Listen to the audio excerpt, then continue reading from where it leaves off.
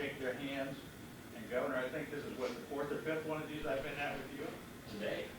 Not today. But I get around and I learn, and that allows me to make an educated ballot when it comes to the primary or to the general election. And we're so pleased that they come here and actively seek our votes.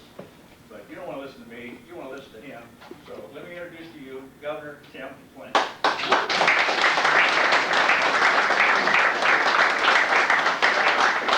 Thanks for coming out this afternoon. I know your schedules are busy in the middle of a weekday and a work day. We appreciate your time and hearing about our campaign and my message for a brighter hope for America. Mary, my wife, was with me here in Iowa the last few days campaigning. I wish she could be part of this great gathering as well, but I miss her. She can't be at all the campaign stops because we have two teenage daughters at home. Anna is 18, Mara is 14. One of them drives and they both like boys. And, they need some supervision. But this hot day and these hot days in the summer here in Iowa remind me of some hot days we had with our family years ago when the girls were younger.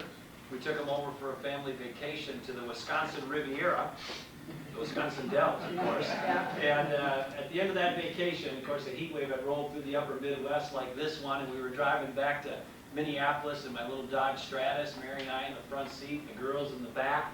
And things were going well at first, but you know how these long car rides go with small children, right? About an hour into the trip, they're elbowing each other in the ribs, pulling each other's hair, throwing juice boxes at each other, and pretty soon the tempers in the car were matching the temperatures outside. And so I pulled it off into a gas station. I was pumping some gas into the car. I got the doors open to get some air in there, and kind of murmuring to myself about the misbehaving kids and awful behavior and all this stuff. And there was this guy next to me, and he was pumping gas and kind of looking at me and looking at my family situation in the car. I think he could sense there's some tension in the family. And our eyes kind of met by the gas pump, and he looked at me and he said, "Oh, I wish I had two kids." I thought, "Oh, Pawlenty, you jerk. I mean, here you are, you have these cherubs, these gifts from God, these wonderful children, and this poor guy doesn't have any of this." I turned to him, I said, "Well, I'm sorry, sir, you don't have kids?" And he said, "No, I got 5 kids. I wish I had 2 kids." That's just a little story about putting things in context, and that's what I want to do with you today. I'll make some comments and leave the rest of the time for questions and answers. But I'm running for President of the United States because, like you, I love this country. And I've got the skills and the experience to get it back to a better place, and the record of results to get it back to a better place. But it's important that we understand how we got into this mess, and we're in a big mess. America's in trouble. And we now have a president, Barack Obama, who's presiding over a nation under his leadership, where he said, do you remember, if you don't pass the stimulus bill, our unemployment rate could go as high as 8%. Remember that? Went up to 10%. Then he came forward and said, in his first term as president, he would cut the deficit in half. This was after he knew about the economic challenges. Then he got into office and he tripled it. He's presiding over an out-of-control federal government. We are drowning in debt and deficit. We now have a federal government that goes so far as to tell private businesses in this country whether they can or can't expand in another state. But the National Labor Relations Board telling Boeing that they can't expand and open up a new operation in South Carolina.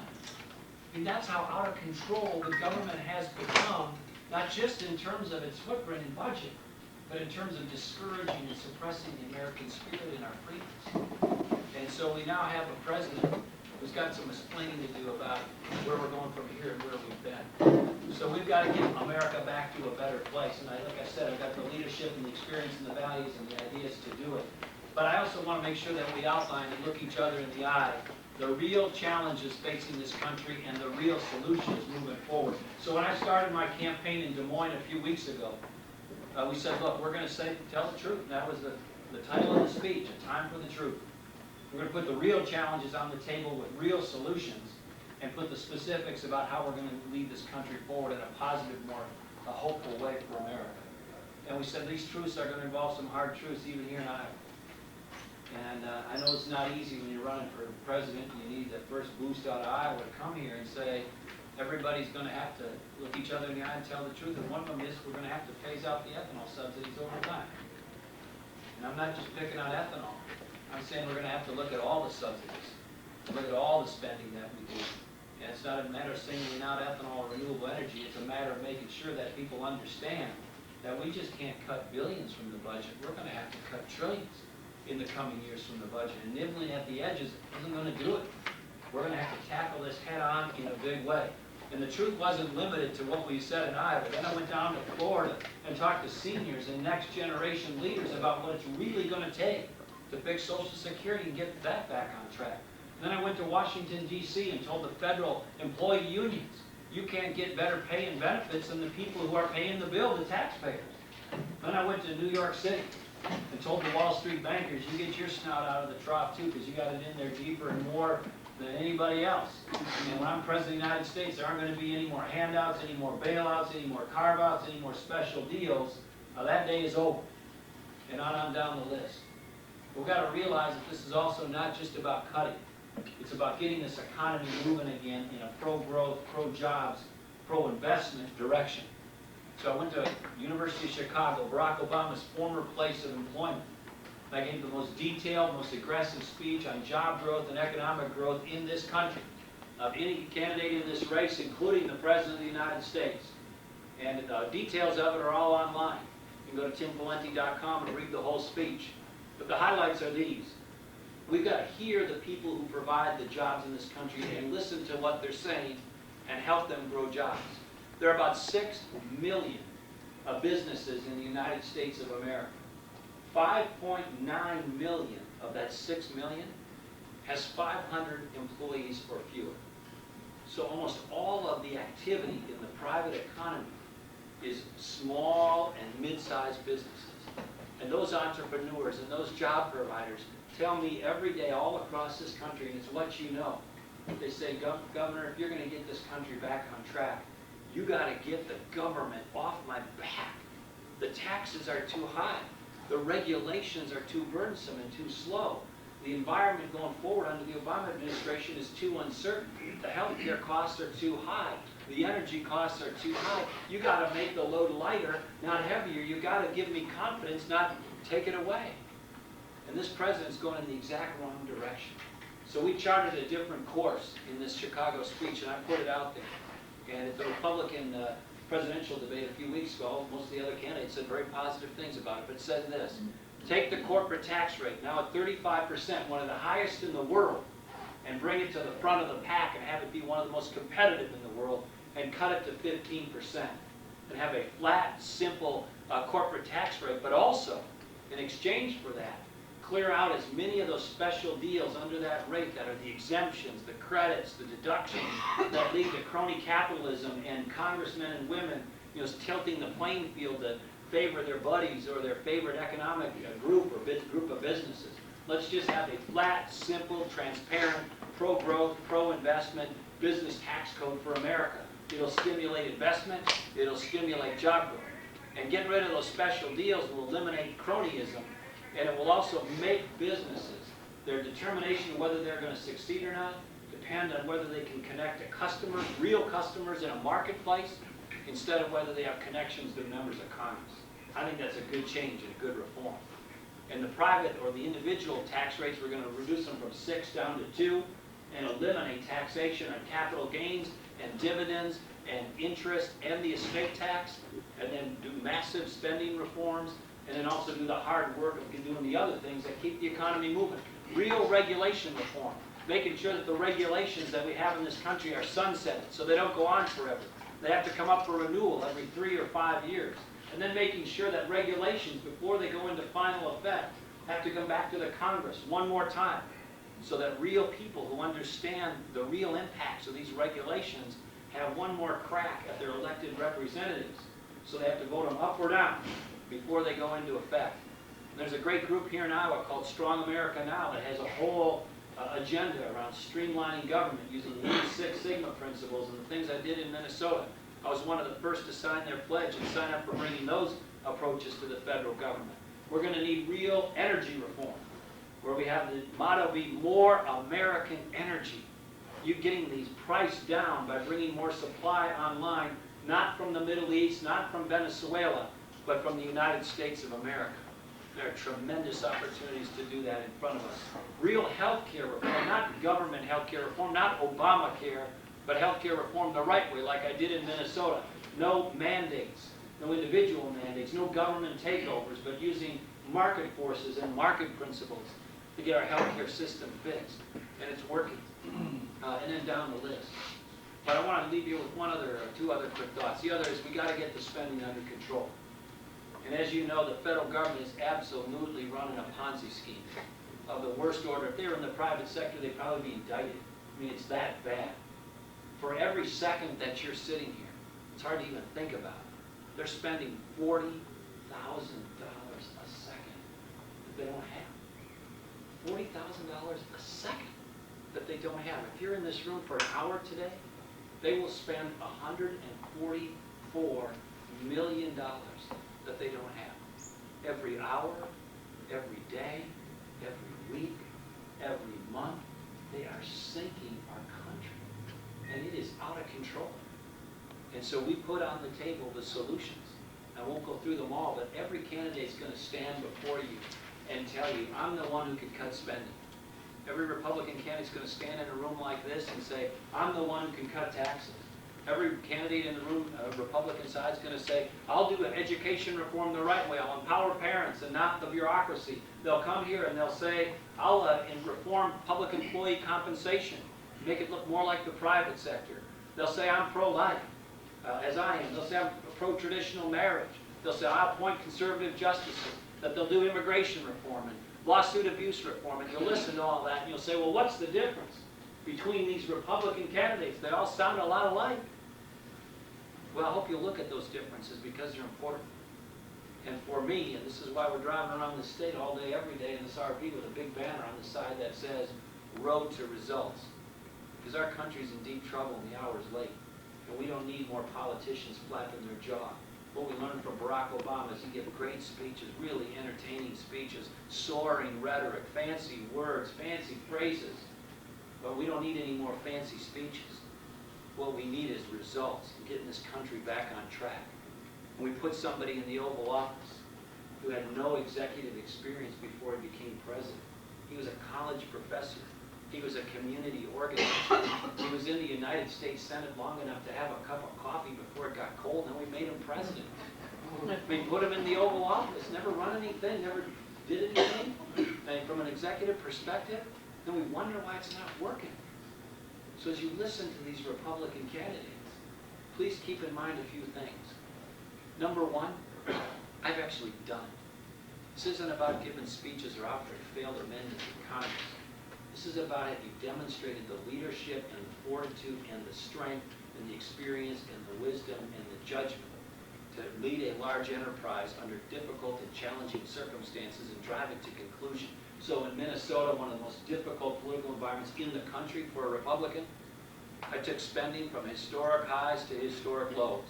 I cut taxes net over 8 years, even though there were 2 recessions. I did school reform. That was one of the first states in the nation to offer statewide performance pay for teachers and read it instead of just seniority pay.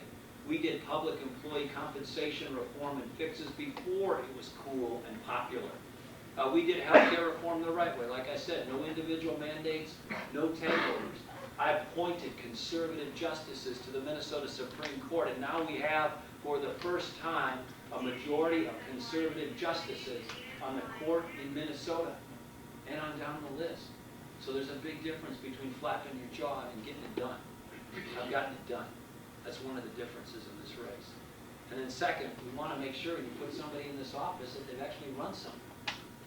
We've learned the hard way with Barack Obama how important that is in these modern times. With all due respect to some of my competitors, you know, it's a big leap to go from giving speeches to being president and running the country. And so please keep that in mind. And then lastly, we need people who go out and connect with people. In states like Iowa, Minnesota, Wisconsin, Ohio, on down the list.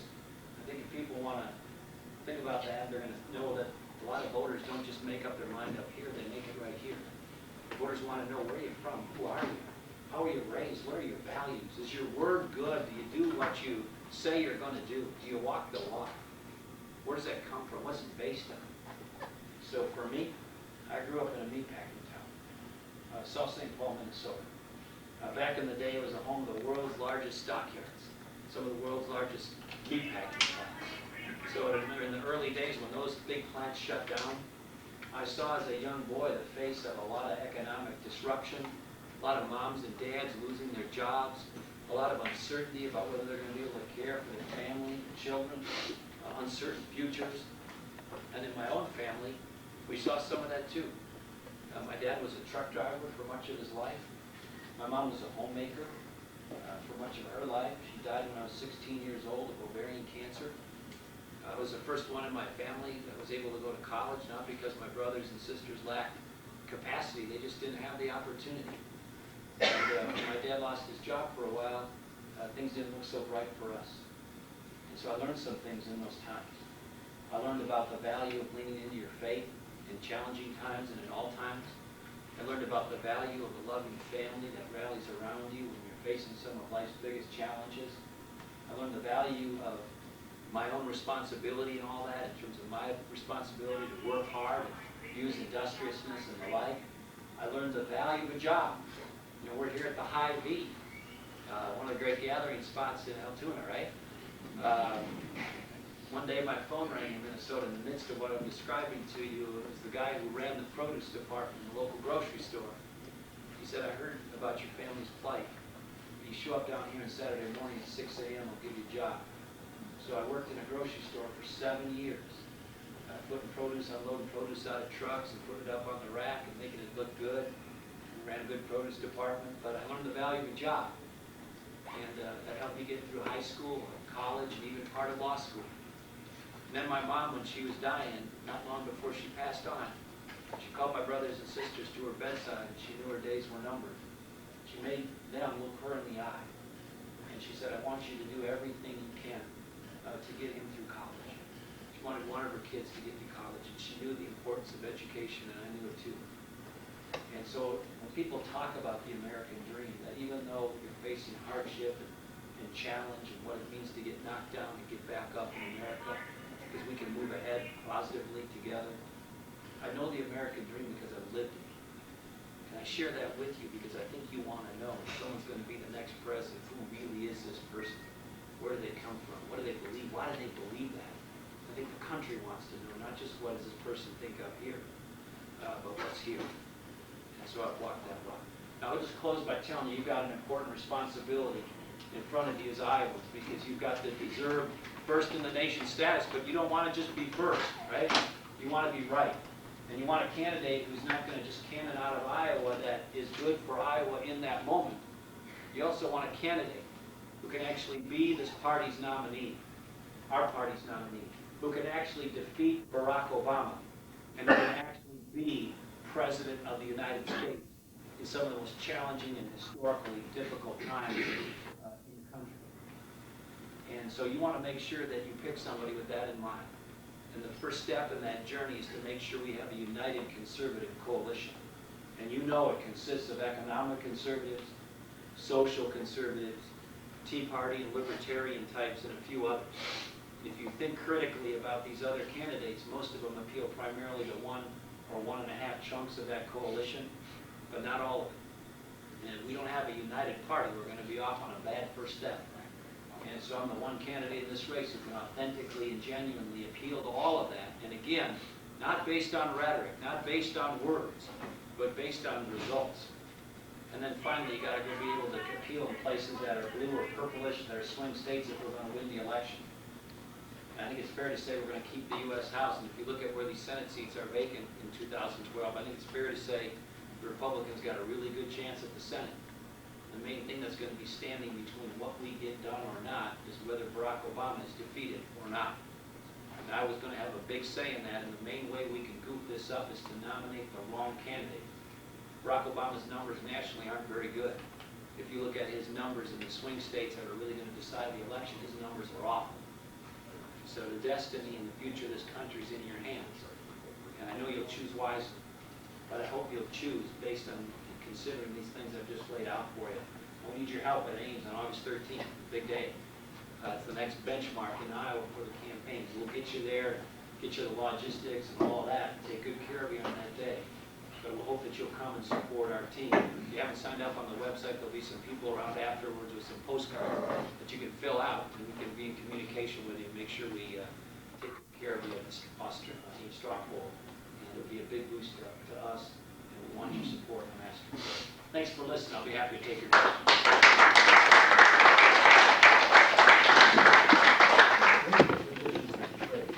On trade, I'm for free trade, but I'm not for being a chump.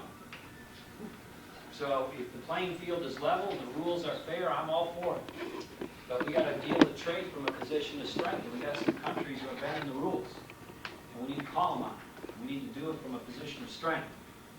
And so, one of those countries that we're concerned about is China. And guess what? Guess who's the biggest purchaser of our debt? China. You ever told off your banker? So we got to get our own financial house in order. And goes right back to the spending issue and debt and deficit issue. You got a Congress that's taking in $2.2 trillion a year in federal government revenues and spending $3.5 trillion. Then the Treasury gets the printing presses rolling and prints the difference. And then somebody's got to buy that debt. Guess who's buying most of it?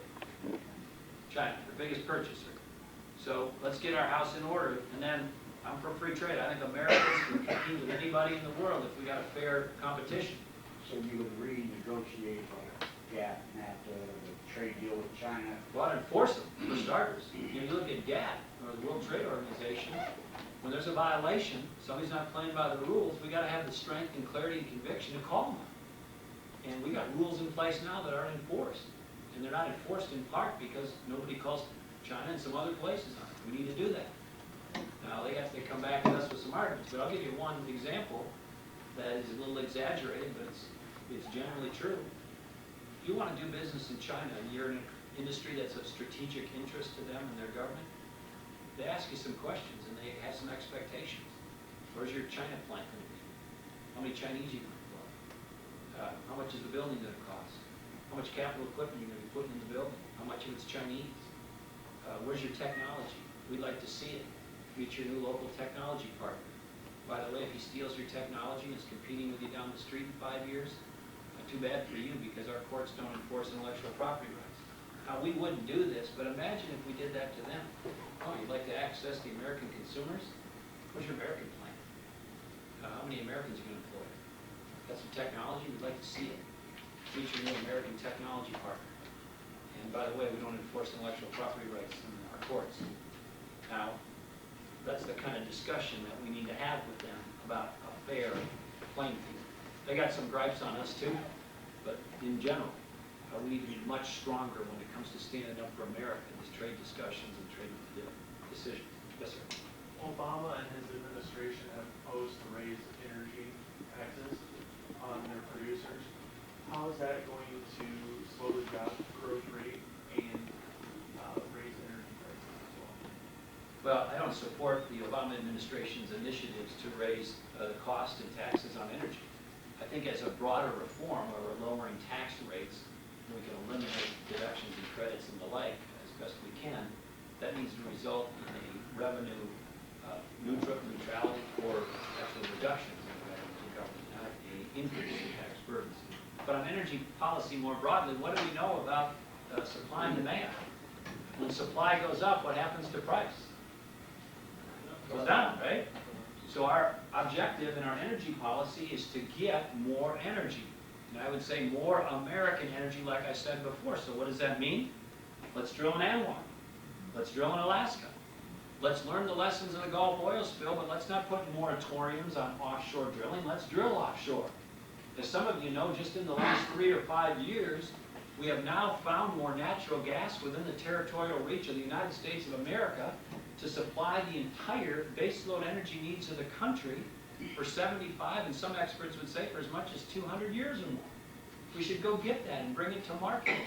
We have a 250-year supply of coal in the United States of America. We should use clean technology, but we should use that. Nuclear makes sense, and we should advance that. Now, Japan had 40-year or so old plants. The new plants that we use would be mindful of the problems in Japan. We should advance nuclear as well. And then we should advance the renewable energy sources that make sense. Some of them do, some of them don't. Some of them are in the early stages. but we need to do all of the above and get as much energy as we possibly can online so we can get more supply and get a more affordable price. And thank you for bringing it up. Sir?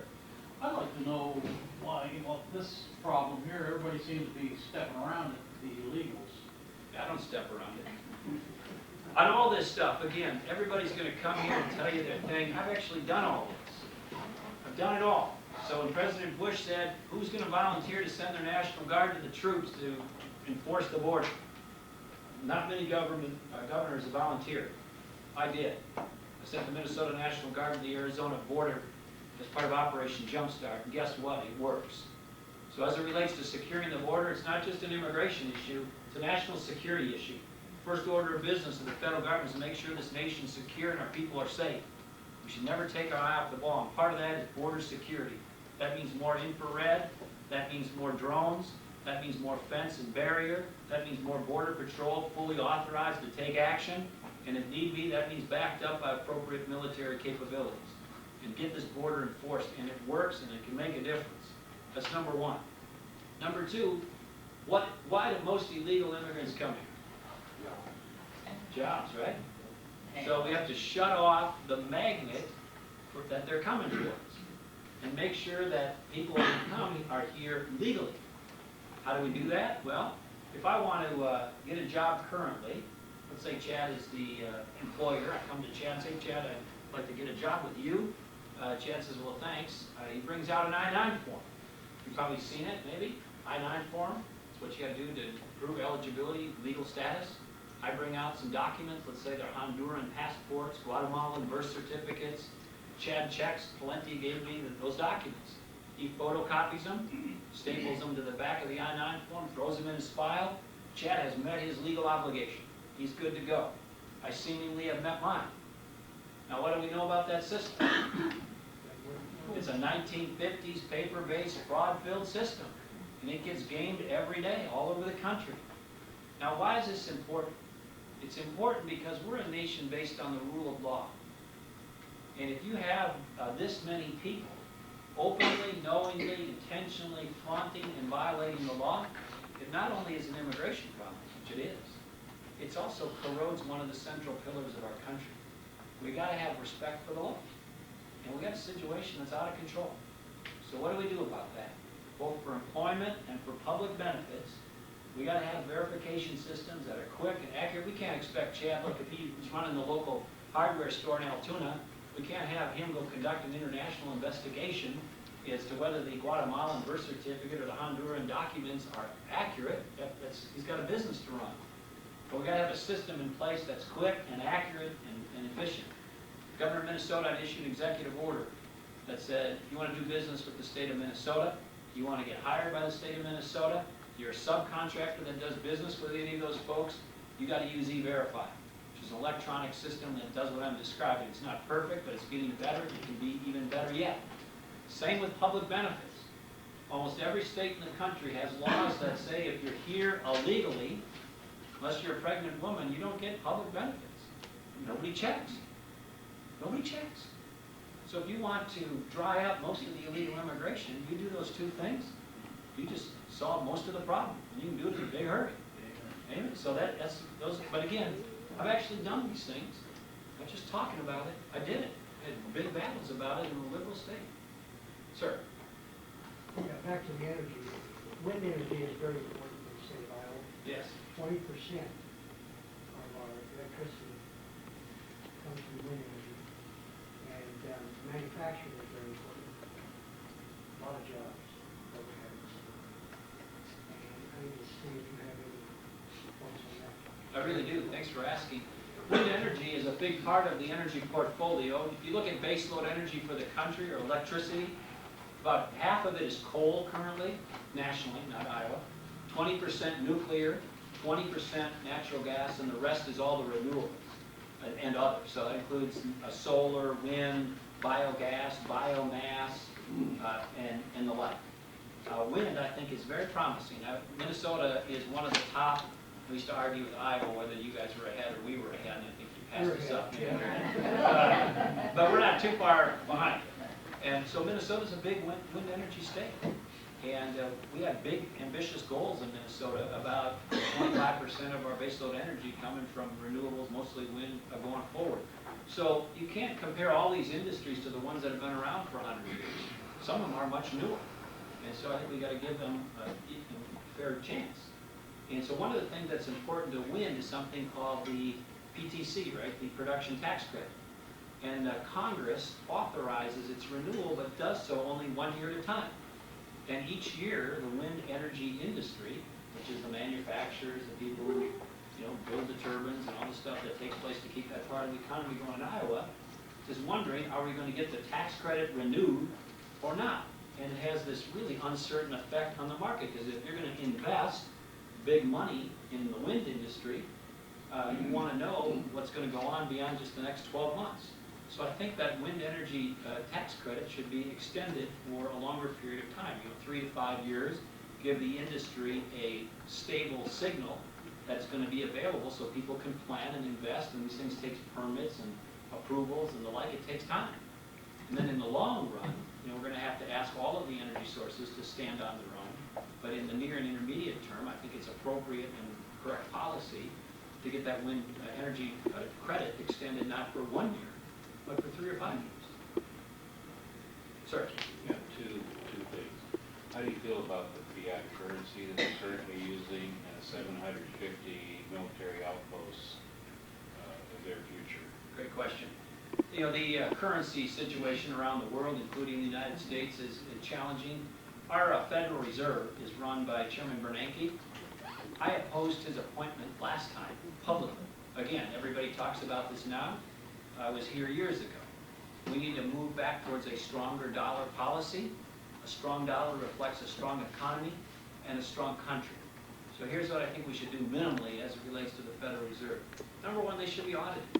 The idea that we have a public entity that does not open itself up to audits, I think, is irresponsible. That they have an obligation, I think, to demonstrate to the American public what they do in their books. Two is, if you look at how they get selected, the member banks of institutions within the system pick the board members. It's very insular. I think that should be opened up to a reformed and better selection process. And three, they called them Helicopter Ben for a reason. They wrote it up in a book before the financial crisis, and at one point he famously said something like, if need be, we'll throw money out of a helicopter. That's sort of what they did. And we should first keep in mind, we've got to blame the Congress. Because the reason the Fed is printing and distributing the money is the difference between the money they take in, $2.2 trillion, and the money they're spending, $3.5 trillion.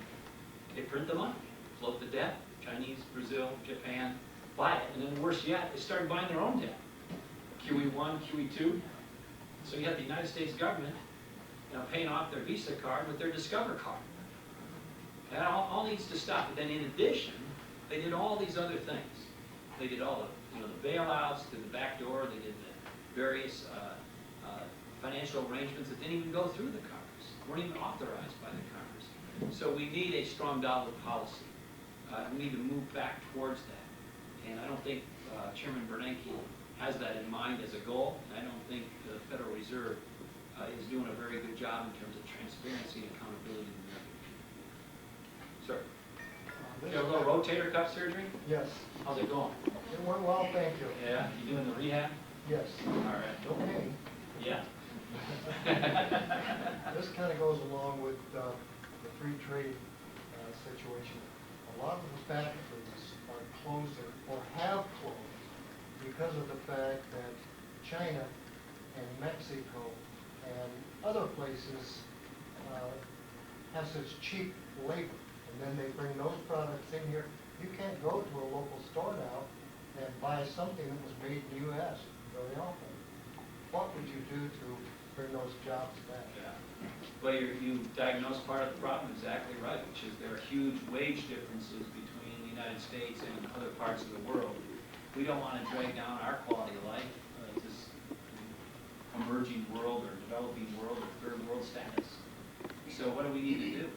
We need to be more competitive. We don't have to have our costs line up exactly with theirs, or you have that as a goal moving in their direction, because we've got some other advantages. We've got a really productive workforce. We've got great technology. We've got great innovation. We've got great invention. The American workforce is incredibly industrious and creative and collaborative. In many ways, it is still the envy of the world. So I don't think our goal should be to compress or reduce the wage rates, but we got to be more competitive in other ways. So as it relates to manufacturing and the jobs lost overseas, number one, I get back to this gentleman's question, my response to it. Make sure we push hard on not just free trade, but fair trade. Number two, we've got to make the economics of providing jobs and investment in this country more competitive. Again, we don't have to square up with those other places, but we've got to at least make it relatively better for people who want to invest and grow jobs in our country. Number three, you should know that the total output of value of manufactured goods in the United States continues to go up. It's just done with fewer people, which is the problem. Some of it's automation, some of it's other effects. But in Minnesota, for example, we've had pretty good luck with what they call higher value-added manufacturing. So the medical device industry is an example where you've got higher quality components, you've got higher expectations regarding quality, and so there's a niche in the manufacturing marketplace for that, and some focus on that is important. And then there's an early entrant premium in manufacturing, which means if you're the first one into the marketplace with a new process, a new product, an invention, and innovation, at least for a while, you've got a big advantage. And so continuing to emphasize research and commercialization of research and innovation and inventiveness and policies that encourage that are really important. So you look at Minnesota, I'm sure you have examples of this in Iowa. At the University of Minnesota, some people spun out of university and started Medtronic. It's good to have Medtronic in Minnesota. We had some people who were messing around with grinding equipment, trying to be inventive with some grinding processes, and they accidentally came across an invented sandpaper. That's how 3M started. And you go down the list, we had some people who used to not put much value on pork shoulders, and thought that was kind of a byproduct or a waste product. Well, guess what? We started Hormel, and I'm down the list, and Spam, I should say. The Wonder Meat in a can. Hey, come on now. You know what I'm talking about. You get a big, thick slice of Spam on a sourdough, some cheddar. Life is good. You know what I'm talking about. Yeah, now they got all kinds of new Spam. They got turkey Spam, low-fat Spam, all the whole thing. So, and then also, once the economy gets better, this is not an issue now with the crash, but in pre-crash, we had a misalignment of the workforce needs in the workforce.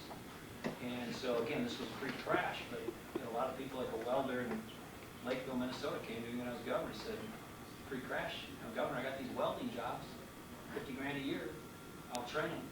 She didn't show up on time reliably, get along with their coworkers, not do anything real stupid, and I'll give them a $50,000 a year job. You know what his problem was back then? Couldn't get people to take the job. Thought it was too boring, too dirty, too whatever. Again, with the crash, it's different now. And we had a similar story down in Rochester outside the Mayo Clinic. White floors, skylights, clean place, but it was peaceful. And she said I could double this business in 12 months. Her problem was back then, couldn't get people to take the job because they didn't want it. They thought it was too boring, too whatever. So one of the things we need to do, especially after we get through this recession, is to make sure we get back to another round of welfare reform that says to people, look, if you're disabled, we understand there's a safety net for you.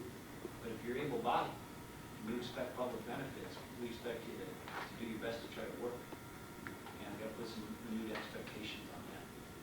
Governor, you've talked a lot about what you did when you were up in Minnesota as the governor. What do you think of what happened today, and what would you do to ensure that it doesn't happen on a federal level if you become president? When you say today, what happened today? Just shut down. And it, Talking about the federal or the state? the state shut down. In Minnesota? Uh-huh. Yeah. Well, Minnesota, from 1960 until I became governor, they spent a 21% increase in government spending every 2 years for 40 years. Absolutely ridiculous, reckless, irresponsible, unsustainable. And so I came in and drew lines in the sand and said, we're not doing that anymore. We had big fights. And so I had the first government shutdown in 150 years. I set a record for vetoes as the governor of the state of Minnesota. And I took more money using executive authority out of the budget in Minnesota during my years as governor than all the other 142 years worth of governors combined. And so we took Minnesota from a very liberal place and pointed it in a very different, more common sense, conservative direction.